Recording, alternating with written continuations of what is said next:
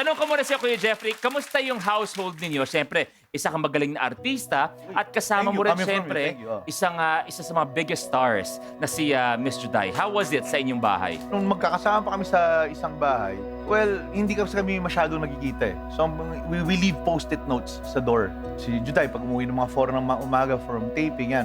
Kuya, I arrived for a... Parang bigay po guys sa kuya. Uy, bihira yun ha? So, nagsasabi siya sa akin kung ano oras siya nakauwi, tapos kung ano yung schedule niya kinabukasan. And if I have time, maglalambing yan. Kuya, kung kayang magluto ng almusal.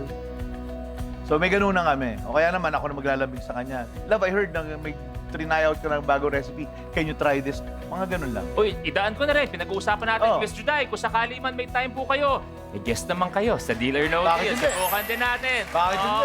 Oh. Tama ba na isa sa mga unang-unang role mo bilang kontrabida, si Miss Juday ang bida? Oh, Mara Clara. Mara Clara was my first kontrabida role. Si Kuya Jeffrey, napakarami ng pelikula, TV na nagawa. Tama. May mga 3-4 na siguro. Well, I Want and Kapamilya Online Live, together forever tayo.